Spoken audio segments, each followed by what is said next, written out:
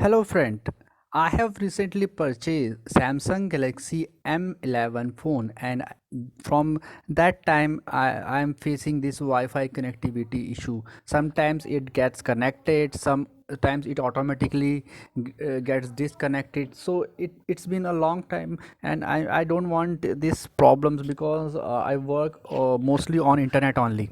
So if you are also facing this Wi-Fi connectivity problem in Samsung Galaxy phone, so I have a best solution for you. So you need to install this ultra data saving mode app in your phone, and this app is from Samsung Galaxy only. On this is for Samsung Galaxy phones only and made by Samsung incorporation only. So you can go to this Galaxy store, and herein you need to find this app by typing here. You can type ultra data saving and just click on search. This is the logo of this app. You can see this is the logo of this app by Samsung Electronics Corporation Limited. So for Galaxy Essentials, for Galaxy series of Samsung phone only.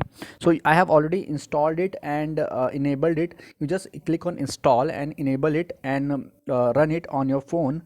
So you can see if the background app sometimes create problem. We download so many apps in our phone to use so several things, so they create problems as well, not only on Wi-Fi data but mobile data as well.